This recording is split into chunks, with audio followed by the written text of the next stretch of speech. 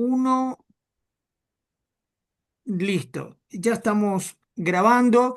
Bueno, compañeros, acá para un proyecto de formación docente le damos la bienvenida a Marina Cabat, una antigua compañera de nuestro distrito que supo trabajar muchos años acá en esta importante administración de la provincia de Buenos Aires. Así que, ¿cómo estás, Marina? Te damos la bienvenida. ¿Qué tal, Andrés? Gracias por invitarme. Todo bien. Bueno, Marina es doctora en historia, investigadora del CONICET y reconocida militante de Razón y Revolución, que bueno, su referente máximo es Eduardo Sartigui, que muchos nos hemos formado en la facultad, en la universidad, bajo sus tempranos trabajos sobre la cuestión agraria y posteriormente con este proyecto político que nos tiene atentos de Argentina 2050, que lo tengo acá, Argentina 2050, que a propósito del programa que tenemos, que les hemos alcanzado varios economistas del campo popular y del marxismo argentino, este, es parte de la política económica. Entonces, te entrevistamos en tanto y en cuanto podamos contribuir a través de tu sapiencia, tu formación, tu investigación, en estos momentos tan difíciles que estamos atravesando en la Argentina, para contribuir a un debate de formación en la docencia de La Matanza. La Matanza es un distrito de más de 2 millones de habitantes, profundamente obrero, popular. Estamos atravesados por un duelo de 3 hijas que se nos llevó el narcofemicidio y cerca de 25.000 docentes hay con 500.000 alumnos, y esto no es una jactancia, sino es un dato objetivo de la realidad, con más de 11.000 en la seccional más importante del gremio docente, SUTEBA.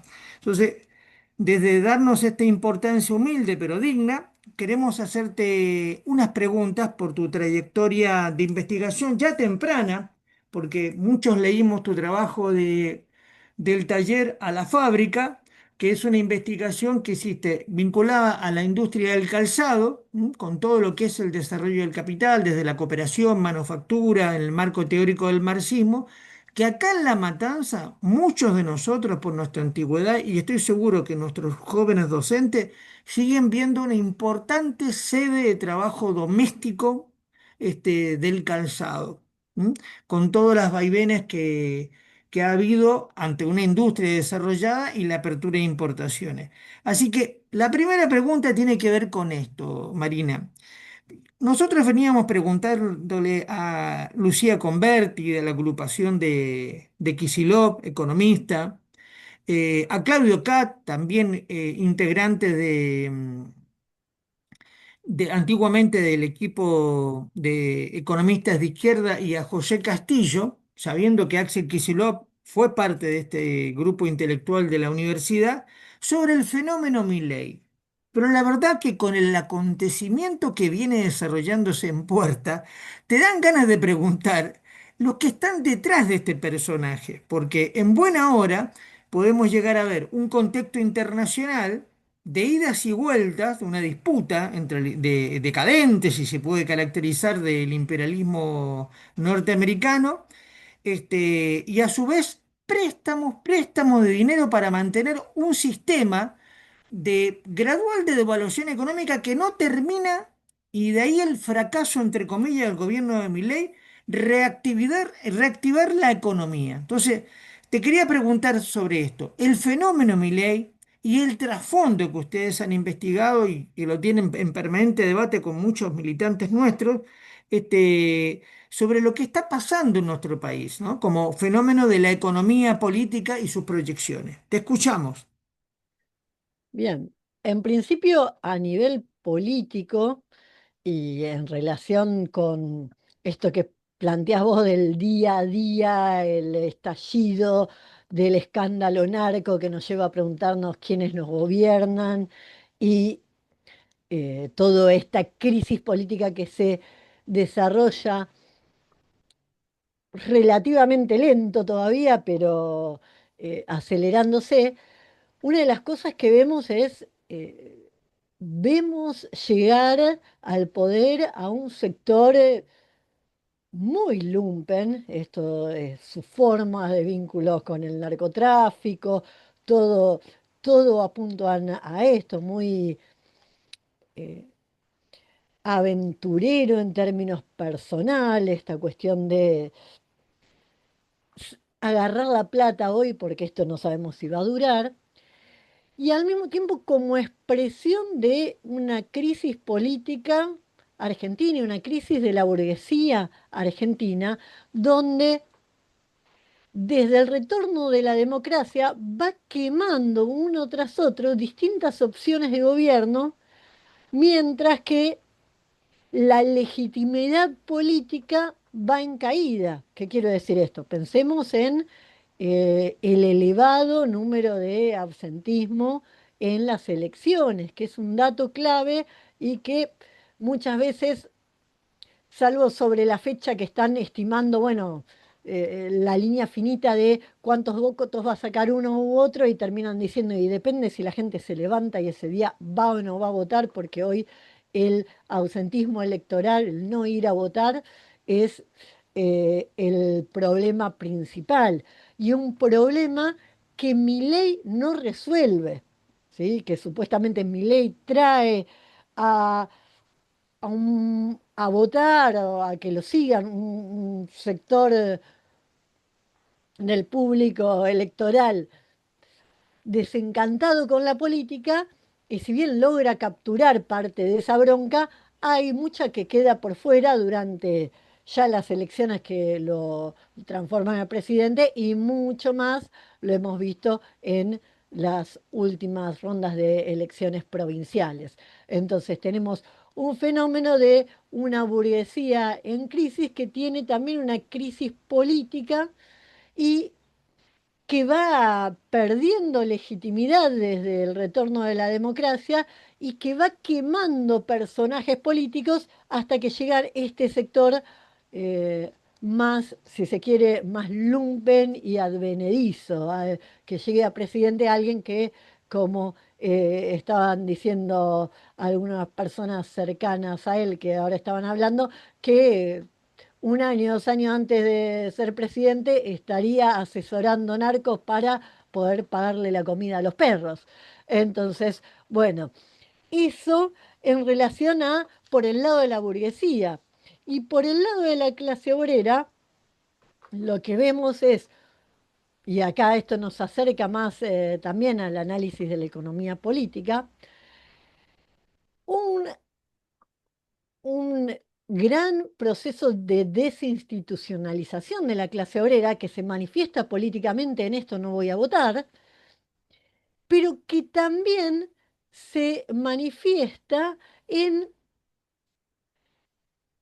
la pérdida del rol del Estado en la fiscalización de las relaciones de trabajo, un rol que antes había tenido el Estado en la Argentina, el contralor de la forma en que se vende y se compra la fuerza de trabajo en el país, que tenía ciertas pautas legales, y que hoy el Estado se ha, y no desde mi ley, sino desde antes, el Estado se ha retirado de hecho de esa función al dejar que más de un tercio de la población trabaje en negro.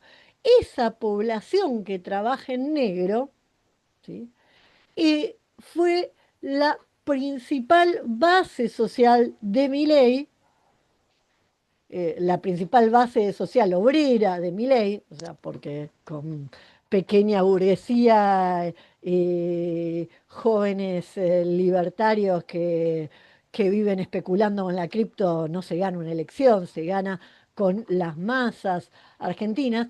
La, los sectores obreros que apoyaron a Milei están vinculados centralmente con esos grupos que trabajan por fuera de toda legislación laboral, o sea, por fuera de todo contralor estatal, ¿sí? Entonces, esa gente que el Estado no está allí, la obra social no está allí, no tiene ninguna norma legal que lo ampare efectivamente, porque teóricamente lo pueden amparar, sí, si hace juicio para que le reconozcan una relación laboral, suponiendo que tiene alguien a quien hacerle juicio, porque es empleado generalmente por una pyme, un sector empresario al cual también es muy difícil hacer juicio y conseguir algo. Entonces, ese sector obrero que prefiere mantener la relación laboral en negro que salir a hacer un juicio para tratar de blanquear la relación laboral, bueno, es el que vota a mi ley, bajo la idea de si el Estado no me da nada a mí, que no le dé nada a nadie, ¿sí? Ese, si se quiere, igualitarismo bestial, que nadie tenga ningún derecho, si yo no tengo ningún derecho, que nadie lo tenga. Entonces, que nadie tenga vacaciones, aguinaldo, etcétera.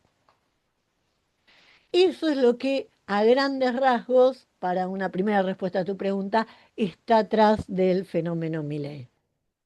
Sí, me atrevería a hacerte una subpregunta dentro de esta primera de presentación sobre el régimen político a través de este gobierno, de la perspectiva, porque una de las cuestiones que está llamando la atención, que es como profesores de historia, de sociología, economía, de varias áreas, o sea, dentro de las ciencias sociales, la verdad que cuando uno se pone a considerar lo que es la posguerra mundial, en el capitalismo del siglo XX, con las masacres humanas, todo está por negociarse. A propósito de los default, a propósito de las bancarrotas o la amenaza de cierre de la cadena de pago, no sin ser preocupados nosotros por lo que significa en el costo de lo que ya se está anunciando, una devaluación que se está desarrollando, evidentemente, aún sosteniendo el dólar, pero también jugando a la ruleta rusa con el carry trade, de que ya se está anunciando una gran devaluación, que yo imagino que en los marcos de una gobernabilidad, pero no sin sufrimiento de las masas, para después del 26 de octubre. Entonces, y si bien es una pregunta que tiene que ver con la última que te quiero decir en cuanto a la cuestión programática, o la política económica, ¿qué chances ven ustedes frente a un discurso que está todo el tiempo diciendo, bueno, siga habiendo una negociación, ante el catastrofismo, ante lo que significa en algunas corrientes de la militancia izquierda de que, bueno, esto ya termina, y hasta camadas de periodistas te plantean esto. Sin embargo, no termina. Sin embargo, Milei no deja de ser, y lo vi en el Le Monde de hoy, que hay una consideración geopolítica, que ahora no lo tengo a mano, que muy importante, creo que está acá, el Le Monde de octubre del 2025, que habla de un mega alineamiento geopolítico absoluto del gobierno de Milei. Una nota de el salvataje, La Maga, que se llama, de un tal Bernabé Malacalza, que es un investigador del CONICET nuestro, de que habla que evidentemente el imperialismo, con toda su característica decadente frente al enfrentamiento de China, está considerando a la Argentina en una suerte de dependencia, entre comillas, para seguir dándole empréstitos. Por eso esta es la última pregunta que tiene que ver con el fenómeno Milei y lo que hay detrás de esto que vos abriste diciendo se trata de gente lumpen. Bueno, te escuchamos, Marina. Par de cosas sobre esto de Milei, el gobierno de Milei no se termina. No se termina porque no quieren que se termine, ¿sí? Han salido políticos de la oposición diciendo no hay que dejarlo irse ni un día antes, tiene que cumplir el mandato, o sea, que tiene que seguir expoliándonos. Pero acá hay varias cuestiones. Que Milei es un cachabache, no hacía falta el último recital en el cual yo sufrí porque ahora cada vez que escucho la Mississippi voy a pensar en Milei y digo, me está arruinando, ¿viste? Las canciones me resultan más emotivas, verlo a Milei cantándolas, haciendo su payasada, digo, no, ¿viste? Qué sé yo tuve varias facetas en la adolescencia, ¿viste? Lo tuve que ver a Bernie bailando en el ahora lo vengo a Milei cantando la Mississippi, me arruina, cualquier recuerdo que me quede de mi adolescencia, ya no sé, lo único que me falta, viste, que toque una canción de las Blues y viste, ya no me Ya queda estamos nada. eso, sí, sí. Pero bueno, no hacía falta verlo como lo vimos eh, ayer o antes de ayer, ya no sé, pasan las cosas tan rápido acá que ya no me acuerdo si fue ayer o antes de ayer, que lo vimos en el Movistar Arena con cuatro camperas transpirado haciendo esos covers ridículos con Lemoyne y Venegas. Eh, Esto ya se veía antes, pero antes se lo sostenía y porque hay un consenso liberal atrás de este personal político tan lumpen, que es el que termina surgiendo como candidato en el balotaje, porque es la única figura que termina pudiendo relanzar la burguesía.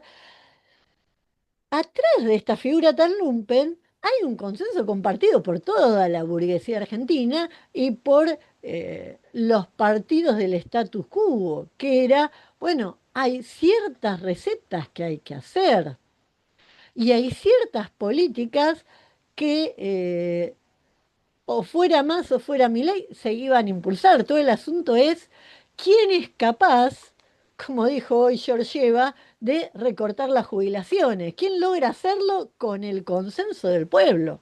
¿Sí?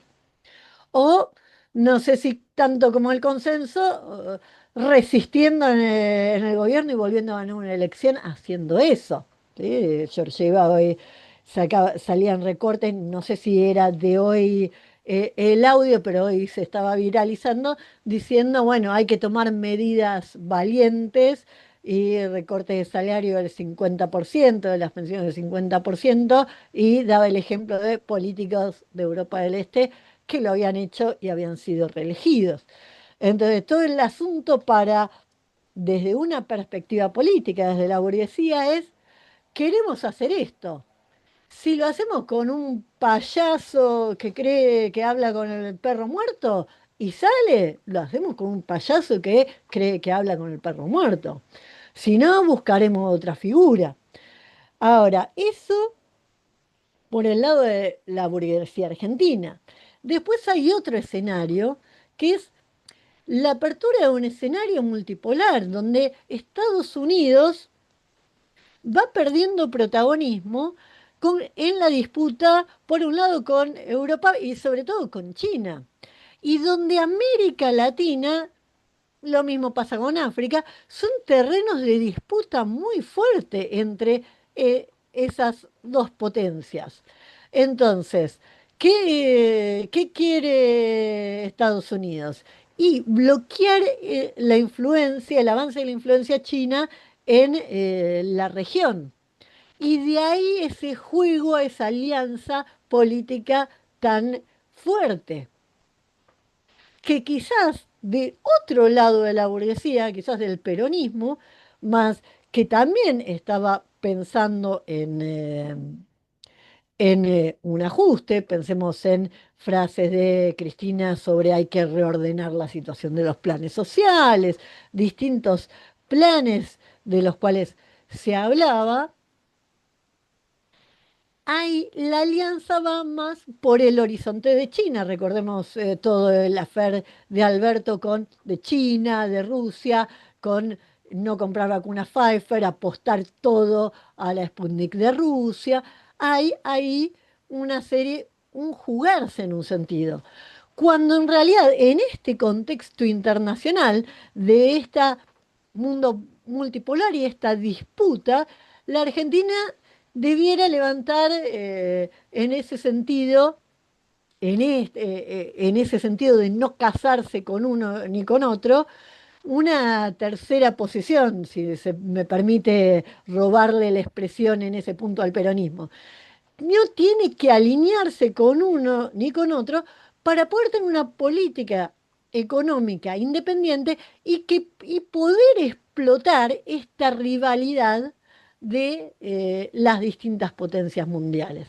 En ese mantenerse independiente y en ese tratar de explotar la rivalidad es que la Argentina podría negociar mejor con unos y con otros y buscar en ese universo difícil de lo que hoy es el escenario mundial una alternativa de crecimiento. En cambio, alineándose plenamente con uno o con otro, que es lo que tiende a hacerse, se pierden oportunidades. O sea, acá yo te presto, pero te bloqueo la hidrovía con China, te bloqueo las centrales nucleares, y el otro lo mismo. Entonces, en esa negociación, en muchos casos, en uno y otro caso, se perdían posibilidades de desarrollo. Bueno, la Argentina tiene desarrollo nuclear, que permite un desarrollo autónomo, pero bueno, en parte de lo negociado con China, el gobierno anterior, y te compro la central nuclear llave en mano, porque eso es lo que me pedís. Y bueno, si me casé con vos, tengo que aceptar a lo que vos me pedís, pero si no me caso con ninguno, puedo ir terciando y tratar de buscar ahí, en ese difícil negociación, un desarrollo independiente, una línea sinuosa que nos permita movernos y crecer. Bueno, Marina, tomate un mate, ah, estás ahí.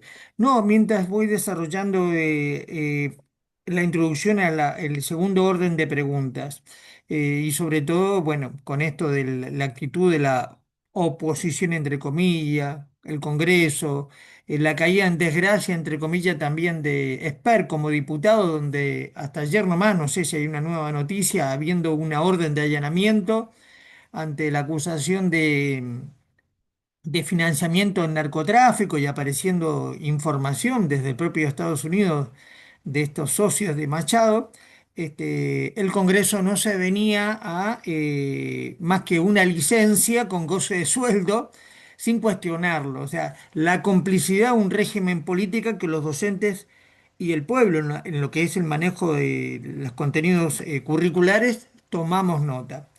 Y por otro lado, que te hacía llegar también el link, la conducta de Paolo Roca, que estando al frente de uno de los principales aglomerados o corporaciones industriales surgido a la sombra del Estado argentino desde la dictadura militar, con implicancias internacionales, empieza ahora a desgarrarse las vestiduras diciendo de que bueno, que en verdad está por la industria, que la industria es importante. Esto lo dijo hace unos días atrás, en lo que era una reunión que tuvo en creo que un evento universitario. Que bueno, son cosas para tomar en cuenta de esta caracterización que vos planteaste sobre lo que es nuestra burguesía, ¿no? ¿Hasta dónde? Ya va a haber tiempo para preguntarte esto. Mira, yo acá tengo a manos libros que son paradigmáticos de tu corriente investigativa, sobre todo los que tienen que ver con lo que es la caracterización del kirchnerismo, porque este es el segundo orden de pregunta. Patrones en la ruta. Fue un libro muy importante que analizó en medio de una evidente falta de caracterización de la cuestión agraria de la mayoría de las corrientes y agrupaciones, digamos, socialistas en el 2008, hasta donde las cuestiones en el campo habían cambiado con la consideración o no de sujeto en una de las principales fuentes de recursos de,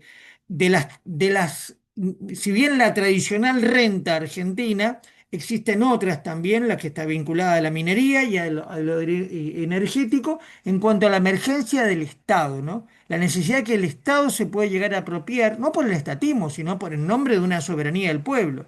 Entonces, este libro, donde vos estuviste escribiendo con Eduardo Sartelli ya tempranamente en el 2008, es uno de los libros fundamentales para analizar la crisis del kirchnerismo después de lo que significó la enorme devaluación del 2002, 2003, con el argentinazo y lo que fue la debacle del gobierno de Menem. Pero también tenemos otros libros acá muy importantes que vos sacaste a propósito del contexto histórico con los que se ha formado el kirchnerismo, que bueno, es un libro muy polémico, no por eso no dotado de fuentes, en nuestro diálogo, en nuestra necesidad, en nuestro llamado de algo que los compañeros peronistas, sobre todo los que tienen ya unos años de trayectoria, no ignoran, los archivos secretos bajo el gobierno de Perón. Perón Links, una relectura del peronismo a partir de sus documentos secretos en 1944 o 43 y 1955. Un libro imprescindible para caracterizar al peronismo más allá de una coyuntura histórica. Se supone que en un balance general favorable a la clase obrera, pero con enormes contradicciones sobre la autonomía y el desarrollo. Otro libro también que no puedo dejar de tomar en cuenta es un libro que este sí que es bastante polémico. En 10 minutos vamos a tener que conectarnos de vuelta. Es el libro de Fabián Harari, que cuando lo vi también, en esta necesidad de dialogar con los compañeros peronistas, pero los compañeros peronistas lo saben, cuando se acusa a la AAA, a López Rega, al último peronismo, lo que es una consideración que si bien amplia, porque dice la triple K, pero en verdad arranca de 1999, es decir, el final del gobierno menemista, habla sobre el factor de la violencia del régimen kirchnerista. Entonces, son cosas que no tienen que hacernos temer en el diálogo con los compañeros peronistas y la mayoría del campo popular de que en verdad la violencia siempre ha estado signando las luchas obreras. Entonces, por eso yo te quería preguntar, ¿qué tenemos en la provincia de Buenos Aires y qué tenemos en La Matanza? Tenemos un Axel Kicillof, gobernador de la provincia de Buenos Aires, un, un- un- una figura política surgida de la UBA, de Económica, partícipe con su agrupación TNT del grupo de economistas de izquierda, gran avesado en lo que es, hemos leído todos sus libros sobre el manejo del keynesianismo, ¿no? Como la gran proyección teórica en función de la gran crisis del capitalismo de los años 30 y también en los que pude llegar a leer bastante honesto en las consideraciones de la escuela marxista, que viene a formar parte del gobierno kirchnerista de manera tardía a lo que es la historia del kirchnerismo. Lo hace en el 2013 y después termina siendo un ministro de Economía que, bueno, le causó una interna a esto porque hubo una devaluación en el 2014.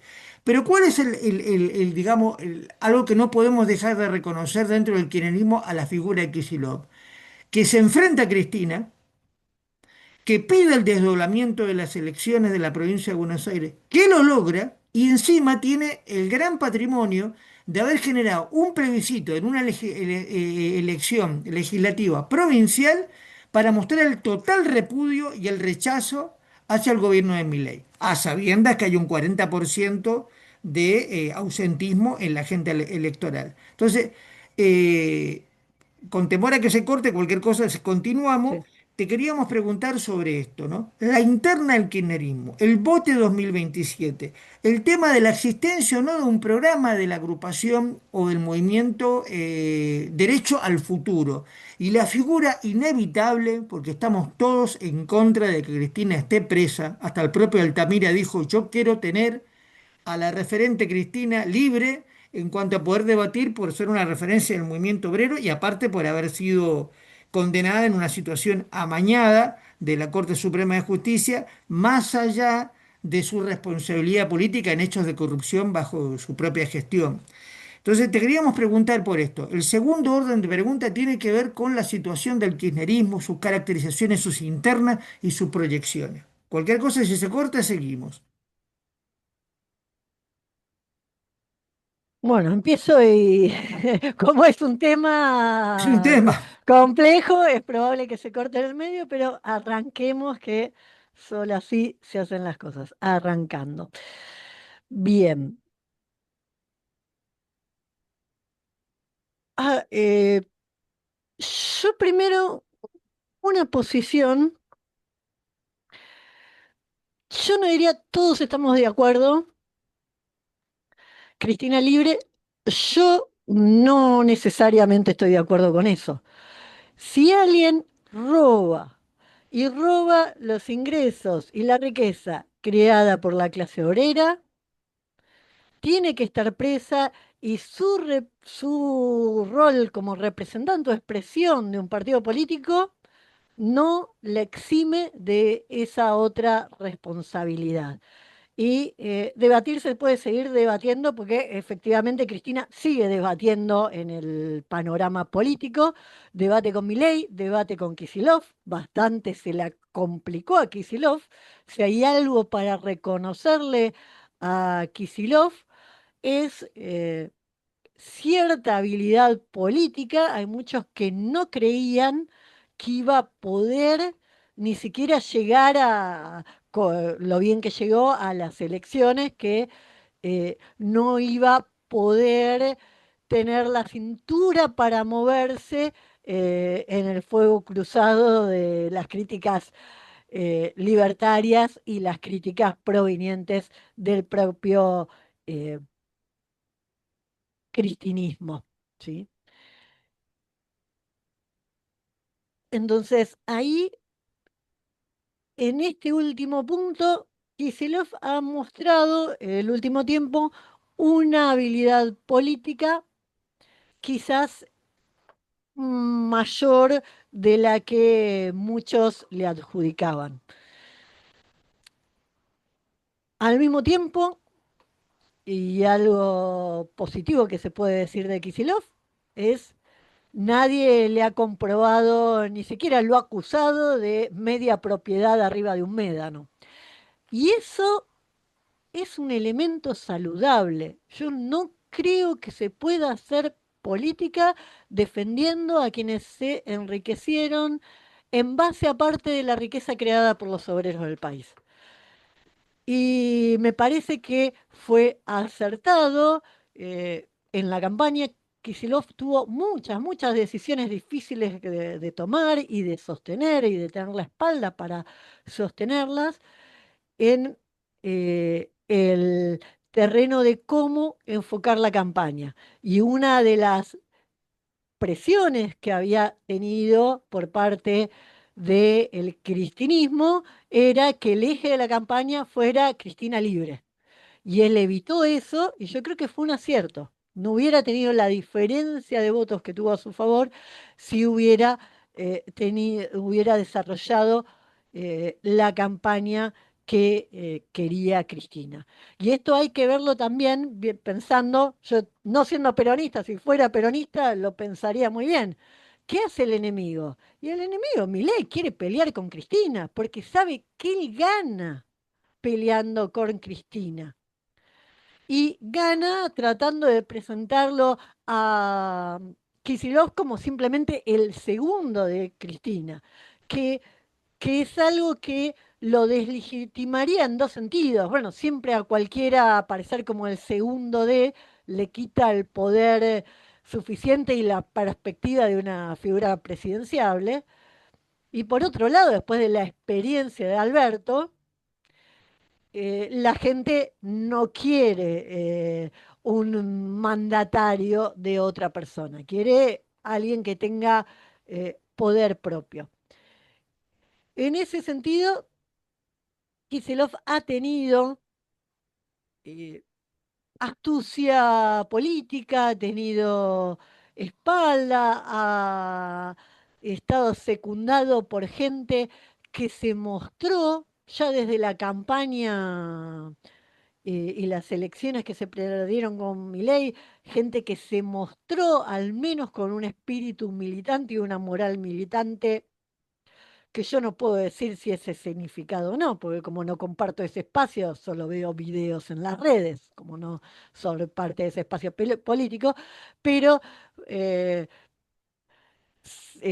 gente como Catopodi se veía como lo más dinámico y de reserva moral del peronismo, o sea, en el sentido de gente que se pone la campaña al hombro, que sale a discutir con la gente común en los trenes, toda esa campaña que ya arrancó en las elecciones presidenciales y que eh, se reprodujo ahora en las elecciones en la provincia. Entonces, eso por un lado.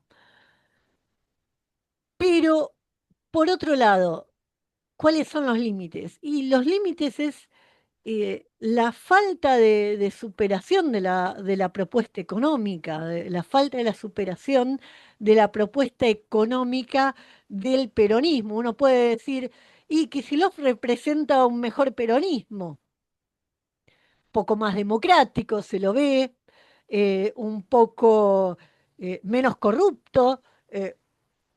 Ahora, siendo eso positivo, más en comparación, la pregunta es, ¿eso alcanza?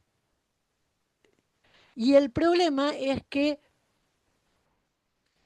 la matriz económica que plantea el peronismo y que Kicillof no modifica para el país, no alcanza para sacarlo de la crisis y de hecho es parte, no exclusiva, como dicen los liberales, pero sí es parte de lo que nos ha traído hasta acá.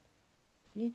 Una industria y una economía que se sostiene sobre... Tres.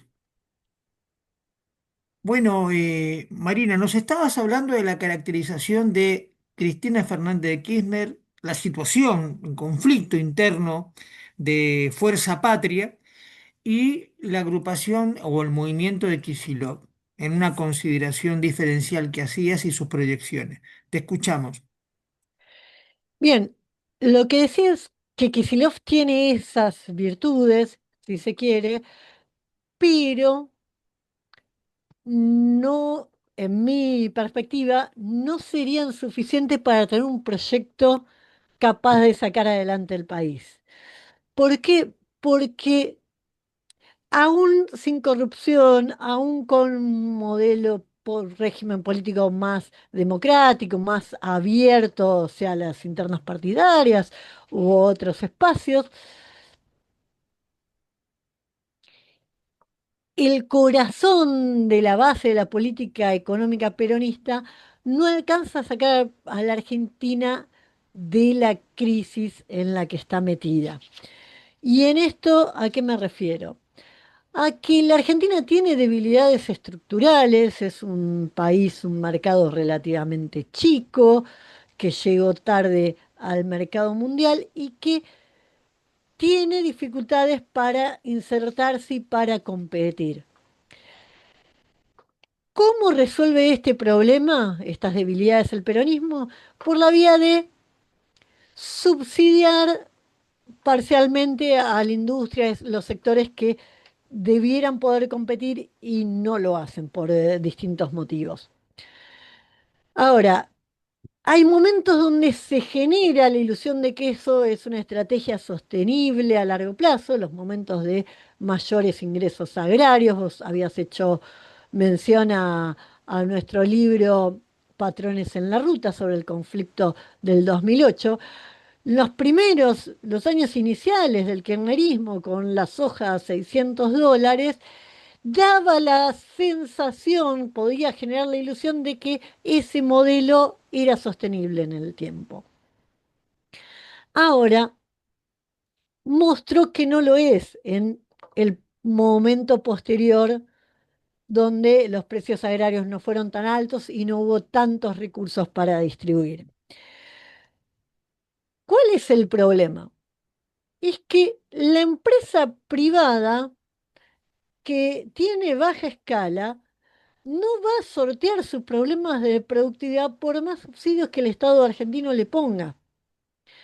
Y esos subsidios es tirar plata a la basura porque no logran desarrollar una industria competitiva.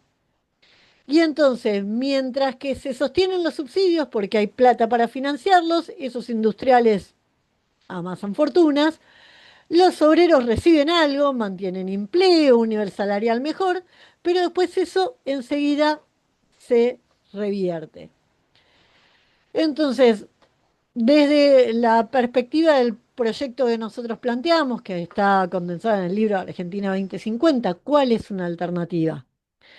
Que el Estado, en vez de subsidiar distintos industriales, donde se mantiene la atomización del mercado y la baja productividad por la pequeña escala de producción, que el Estado actúe directamente en la economía, concentrando la producción y en ese sentido, eventualmente haciendo lugar a empresas mixtas, donde un conglomerado formado por el Estado más empresarios permita concentrar la producción y donde los empresarios reciban una ganancia en función del capital que han puesto ahí, ¿sí? En sus acciones de esto. Pero que el Estado, si el Estado está poniendo plata, porque hoy en día el Estado está poniendo plata, el Estado cuando subsidia pone plata. pero de esa plata que pone, después no recibe nada, se la queda el empresario.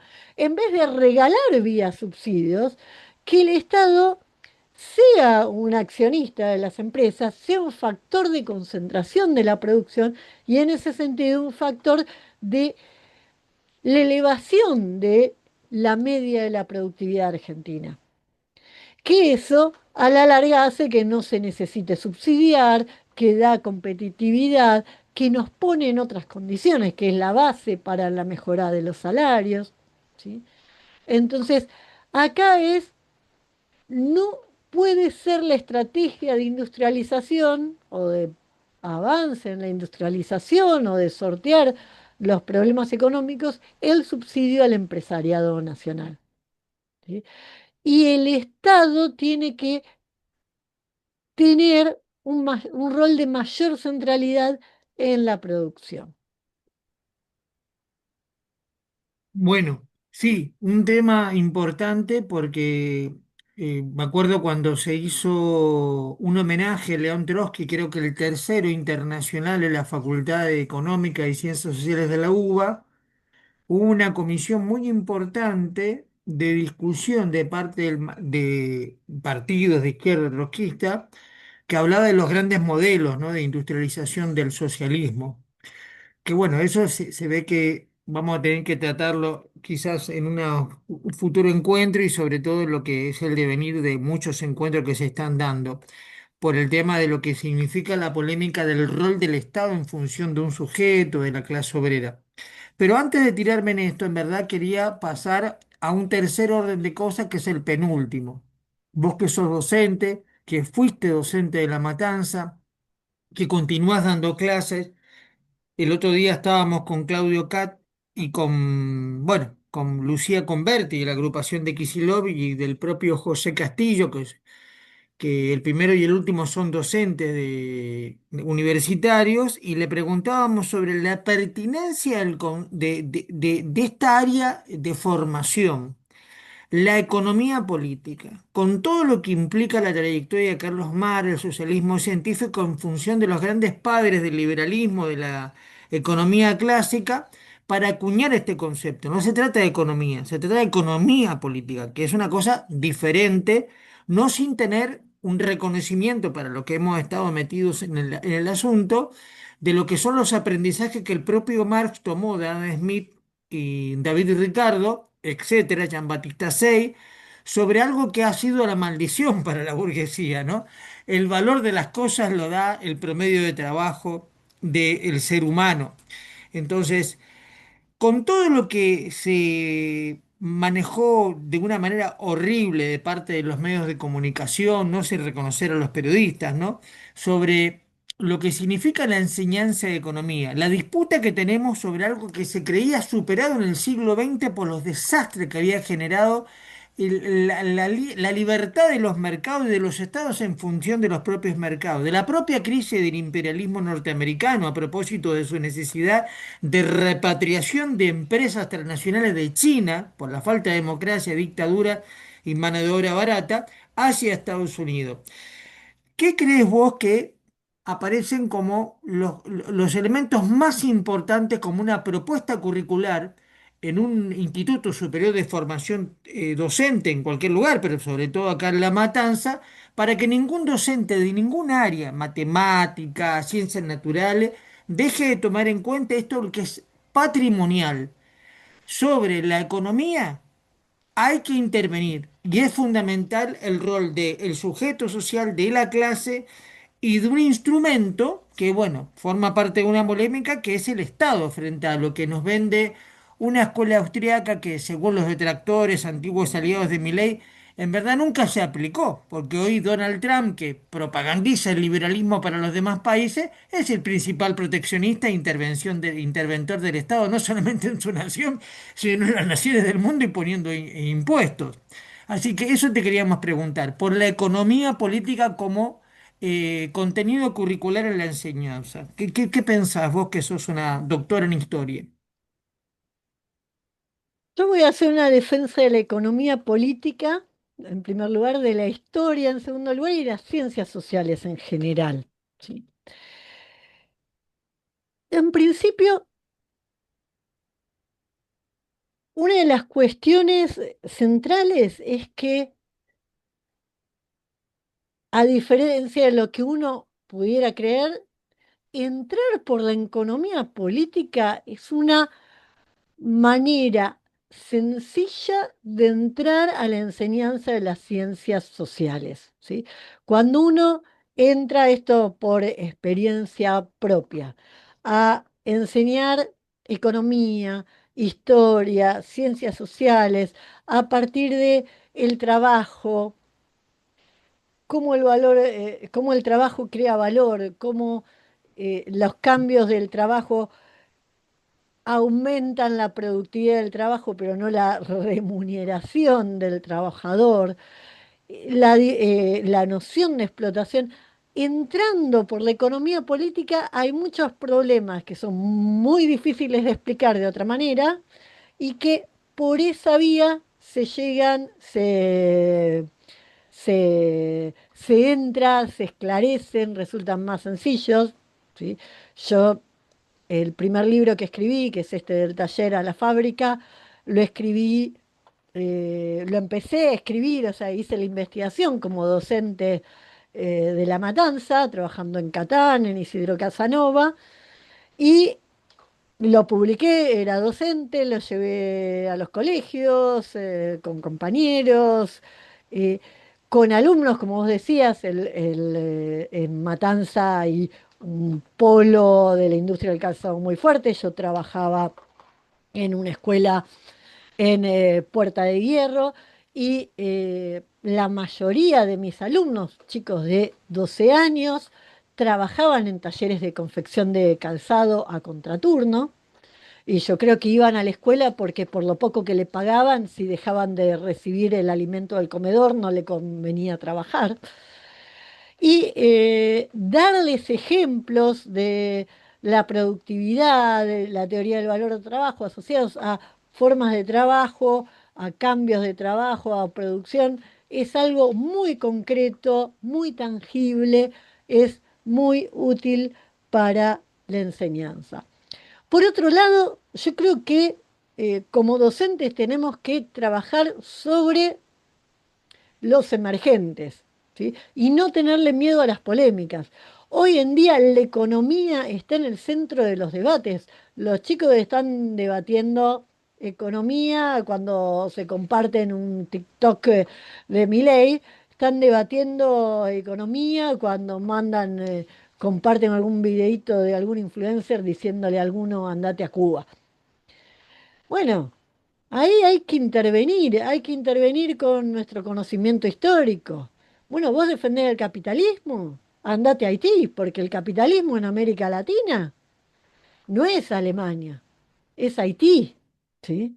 Entonces, hay que tener elementos, hay elementos de historia comparada, para salir a rebatir eh, discursos que circulan y que están en el corazón de las polémicas hoy en nuestra sociedad. Y no, ¿cómo me vas a venir a decidir eso? Tomar los datos de la realidad y profundizar en esos debates. Yo creo que eh, si en la formación todos tenemos herramientas, nociones de economía política, de historia, estas discusiones son más sencillas de encarar. Bueno, muy bien.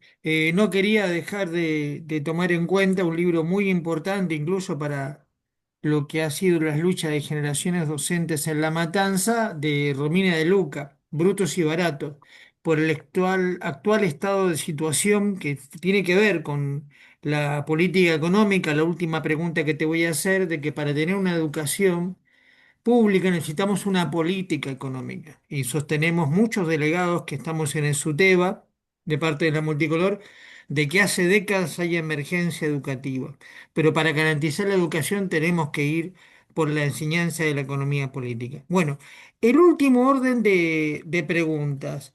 El último, que tiene que ver con, bueno, vos lo habías mencionado, algo que venimos leyendo desde un giro importante que tuvieron después de muchos años de investigación que no dejan de tener, Razón y Revolución, allá desde finales de los años 90 en lo que es esta propuesta de Argentina 2050.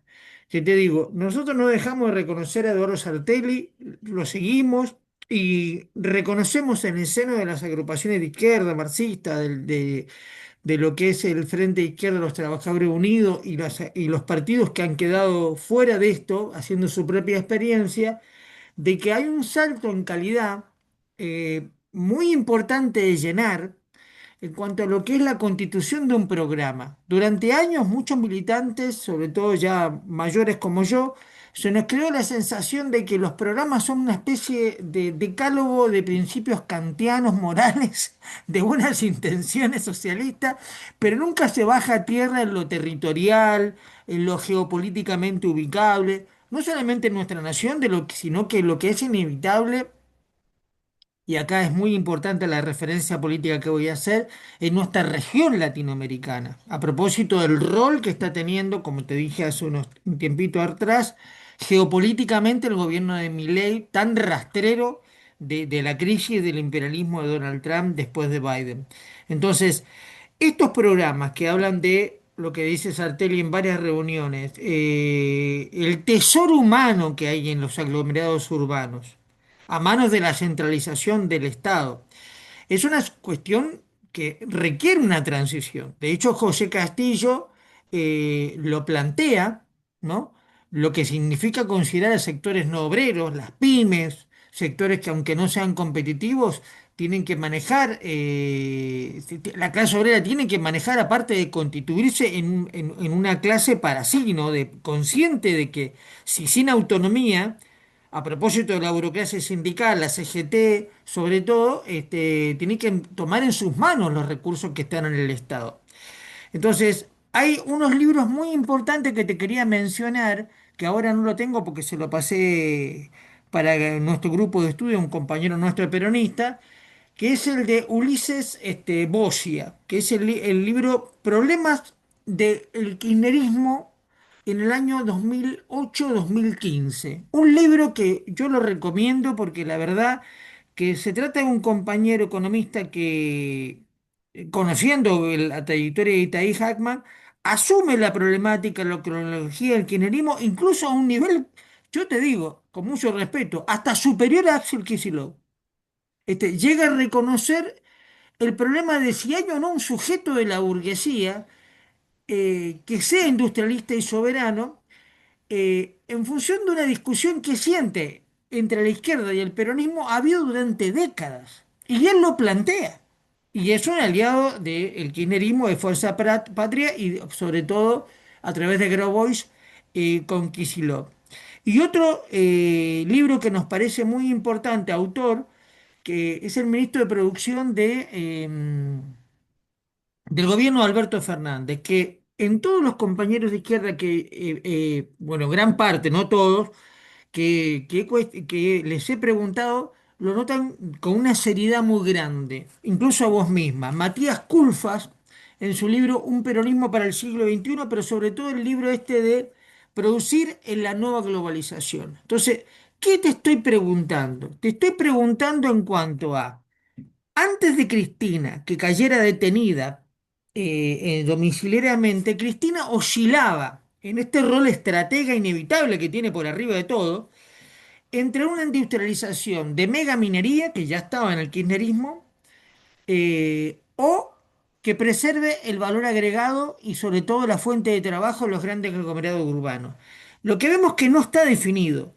Y acá hay una situación donde inevitablemente el programa va a tener que tomar el tema de la inserción mundial. A propósito de Lula, su enfrentamiento con Donald Trump y el desastre que significó la caída del proceso venezolano con este asedio imperialista que está cayendo sobre Maduro como, bueno, un heredero que habrá que cuestionar de lo que fue el chavismo hace décadas atrás. Entonces, toda esta pregunta tiene que ver con el programa político, desde Argentina 2050, tomando en cuenta estos tópicos que te mencioné. ¿Qué habría que tomar como política económica a propósito de un diagnóstico de economía política en nuestro país para la formación docente? A ver, o sea, como diagnóstico y temas para la formación docente, historia, historia económica mundial, historia económica comparada, historia de Latinoamérica. Hay poco conocimiento de lo que es la historia latinoamericana, de los debates eh, económicos en países cercanos como Brasil, ¿sí? En las soluciones que se proponen en distintos lugares. Te doy un ejemplo. En, en Brasil, a mediados de los 60, hay distintas corrientes de izquierda heterodoxas por fuera del Partido Comunista Brasileño, que plantean algunas alternativas que van muy de la mano con lo que hoy plantea Vía Socialista. Y la verdad, de esto yo me anoticié porque compañeros brasileros, herederos de esas tradiciones, me contactaron y qué interesante lo que dice Reyer, lo que dicen ustedes. Nosotros acá en Brasil decimos algo parecido por todo esto. Y es gente que ha planteado también el rol el rol del Estado, eh, cómo resolver los problemas del agro y no yendo hacia atrás con la vieja utopía de reforma agraria que lo único que busca es, termina generando es una pérdida de la competitividad. Por ejemplo, compañeros marxistas brasileños que en una línea muy cercana a la que planteamos nosotros en Vía Socialista, planteaban más que reforma agraria, que lo único que nos lleva es al minifundio y a una explosión de pequeños propietarios, necesitamos que el Estado se haga cargo de determinadas producciones, porque hay producciones regionales que no son rentables y donde si lo dejamos al capital privado, lo único que hay es el reinado de la explotación infantil en el agro. Entonces, si no dan las cuentas para que se paguen salarios de blanco teniendo empresarios, y bueno, que esas producciones las asuma el Estado y que garantice las condiciones laborales mínimas para todos los que allí se desempeñan, que yo creo que es algo que hay que plantear para las distintas economías regionales en el país. Bueno, si la yerba mate, el cultivo de la yerba mate no es rentable en forma capitalista, sin explotación infantil, bueno, que el cultivo de la yerba mate lo tome el Estado, que no haya ganancia capitalista y que ahí trabajen solo adultos y que haya condiciones mínimas de trabajo para toda la gente que esté ahí desempeñándose. Transporte correcto, que no muera nadie por viajar arriba de los camiones, que tengan agua mientras trabajan, cosas muy básicas. Pero cuando hablamos de el rol del Estado en la producción, también es esto. Hay producciones que no son competitivas y que subsisten en su forma capitalista sobre la base de la ultraexplotación obrera. Y en el interior del país lo vemos con esto, en la perduración del trabajo infantil, en condiciones de trabajo que a veces se llaman esclavas y que son capitalistas, 14 horas de trabajo, pero capitalistas en el sentido más duro de capitalistas, del libre mercado que propone Milei, y donde la gente antes que morirse de hambre trabaja 14 horas. Entonces, esas son algunos de los planteos.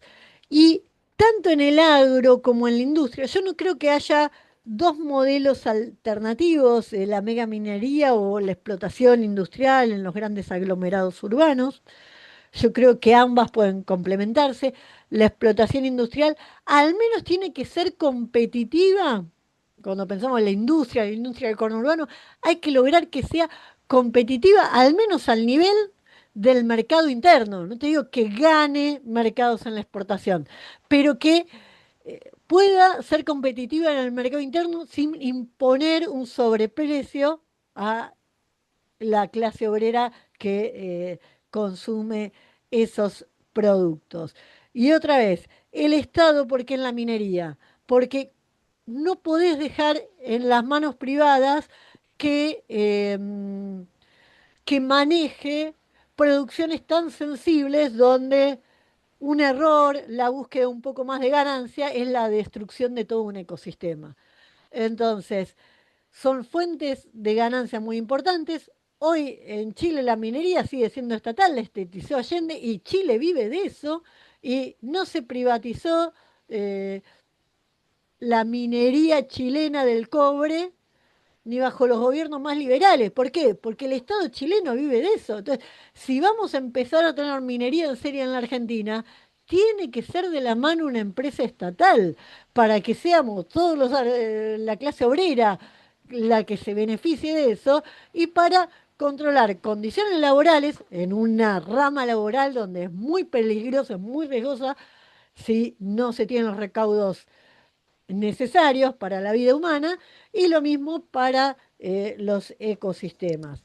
Y por otro lado, de todas formas, es una actividad que no da tanto empleo. Por eso yo digo, no es una cosa o la otra. Y por eso las industrias urbanas también hay que verlas. Yo creo que cuando hay, si pensamos en una planificación estatal y un rol central del Estado, también se puede aspirar, esto es algo que lleva tiempo, pero a un reordenamiento urbano.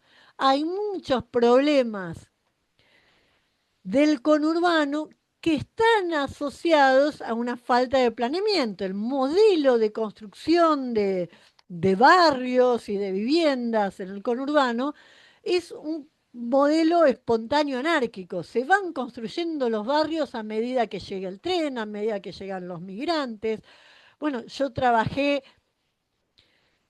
más de 15, 16 años en La Matanza y vi crecer varios barrios que no existían cuando empecé a trabajar. Vi cómo se desarrollaban en Virrey del Pino, en toda la zona de los kilómetros, en Ruta 3.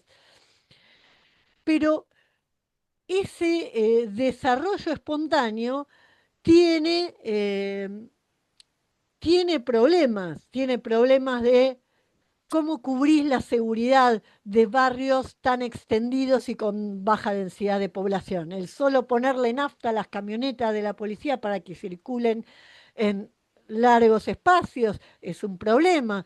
Es un problema cómo hace llegar luego toda la infraestructura y los gases en zonas extendidas, que si tenés una densidad de población mayor, esa obra se te abarata.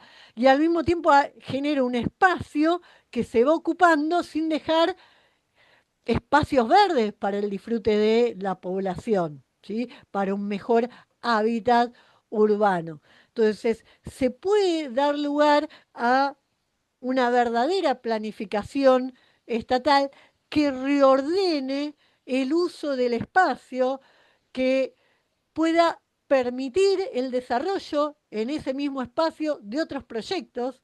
Hay proyectos de tipo primario que no requieren tanto espacio, pero que podrían beneficiarse mucho de tierras en el tercer cordón del conurbano, floricultura, apicultura, que son proyectos que podrían ser estimulados desde el Estado. Vos me podés decir, bueno, hoy hay algunos proyectos que lo estimulan. El gobierno de la provincia de Buenos Aires tiene un programa que se llama Primera Colmena, que estimula este desarrollo de la apicultura, pero lo que estimula es la pequeña producción, pero esa pequeña producción que podría ser sostenible. Después tenemos arriba de eso un comercio exterior de la miel que está monopolizado en una o dos empresas que compran la miel a muy bajo precio, la meten en grandes tachos que exportan miel mezclada de mala calidad, buena calidad, y entonces la venden al exterior a precio de mala calidad, porque metieron la de muy buena calidad con la de mala calidad, cuando vos podrías tener el Estado en ese nivel comercializando la miel al exterior y desarrollando un fraccionamiento en origen, una diversificación de la calidad y usando subproductos de la miel también, elevando muchísimo el valor que se exporta y generando trabajo en esas etapas previas de fraccionamiento, etcétera. Entonces, ahí también es donde puede estar el Estado y donde puede hacer una diferencia generando fuentes alternativas de divisas, porque vos podés tener una única entrada de divisas gigantesca como el agro, o puede sumarse la minería, pero también podés tener fuentes de divisas un poco más chicas, pero que te complementen a través de distintas producciones y donde el Estado puede tener un rol muy importante en esto, en el fomento a la inserción internacional o a una mejor inserción internacional, de no malvender la miel nuestra a un precio ínfimo, sino ponerle más valor agregado acá y que se exporte mejor. Esas son algunas cuestiones. Otras cuestiones de mejor uso de los espacios urbanos, los parques industriales. Pero hoy en día los parques industriales son un negocio privado y donde muchas veces son un negocio especulativo, rentístico, y donde es otro mecanismo de recepción de subsidio del Estado sin que haya un verdadero reordenamiento de la producción industrial, o sin que el Estado recupere la plata que pone en esos parques industriales. Bueno, Romina, la verdad que tu última respuesta fue bastante sugerente en una proyección. Las luchas de generaciones convivientes de docentes nos hemos topado todo el tiempo con un problema urbano de planificación, nada menos que en La Matanza, ¿no? Un distrito que es receptora de todos los excluidos del desarrollo capitalista en los primeros, el área de Capital Federal, el primer cordón, precisamente por políticas de expulsión económica. Y sobre eso se vuelven a establecer regímenes de explotación laboral en negro, de afectación medioambiental, como recitan los vecinos de González Catán, de Claucol. Y me ponía a pensar en lo El que SEAMSE en Catán. ese AMSE, claro, me ponía a pensar en lo que hablaba un poco a propósito de que tomé nota de los militantes socialistas de finales de la década del 60 de Brasil, ¿no? Donde la burguesía brasilera, evidentemente por las problemáticas urbanas que tenía, generaba planificaciones urbanas de masas que Argentina no llega todavía a esos niveles tan enormes, sobre todo por su poca población, ¿no? A pesar de la paranoia que nos invaden los hermanos latinoamericanos, sus provincias despobladas. Y algo muy importante que Eduardo decía, la vía allendista. A propósito del gobierno de Salvador Allende, vos recién nombraste el patrimonio respetado por la dictadura de Pinochet, los partidos de la concertación y el fracaso que tuvo Boric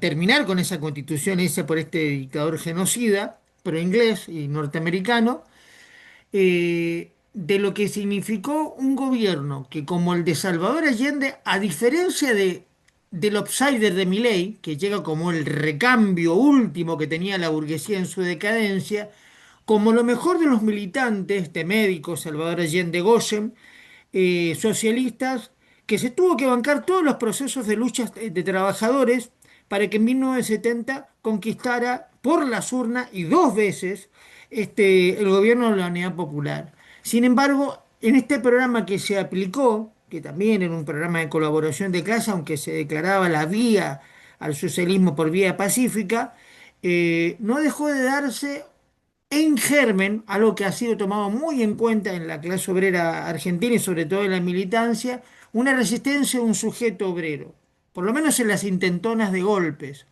Entonces, nos queda pendiente mucho este tema de el sujeto necesario que los docentes tenemos que tener para que desde nuestro salón de clases empoderar a nuestros alumnos, a nuestras generaciones, en lo que humildemente podemos llegar a decir que nuestro destino es gregario, es colectivo.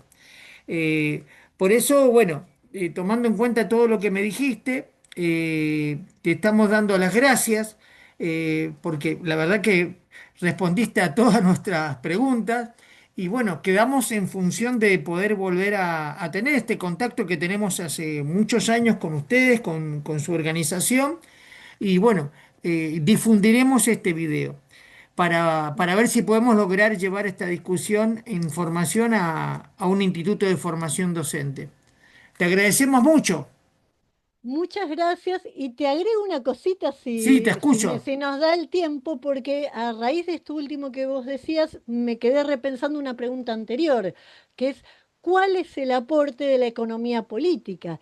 Y el aporte principal de la economía política también es pensar la base social de cualquier proceso de transformación, porque la economía política lo primero que nos enseña es que la sociedad está dividida en clases sociales. Y hoy, si miramos la Argentina, la clase obrera es completamente mayoritaria.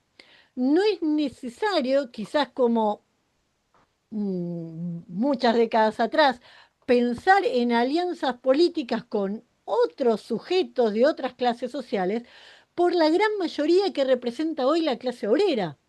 El desafío político para tener la base social, el sujeto político para las transformaciones sociales, es lograr la reunificación de la clase obrera. Esa reunificación de la clase obrera, que es vital hoy, porque si la clase obrera sigue dividida entre obrero en blanco, obrero en negro, es cuando sobre esa división se pueden montar personajes como Milei, que efectivamente, como decía al principio, se montó tratando de movilizar a la clase obrera en negro contra los empleados públicos, contra los sectores que todavía preservan algunos derechos laborales. Y ahí veo yo también uno de los aportes centrales de la economía política que hay que revisar más y volver a eso como punto de partida para pensar todos estos problemas. Ahora sí, gracias a vos Sí, y Marina, a sí, tu sin duda equipo. una poderosa mirada que me acabas de plantear y a los compañeros sobre la reunificación de esta heterogénea clase obrera mayoritaria. Bueno, te agradecemos mucho, estamos en contacto. Quedamos así. Nos Nos vemos. vemos.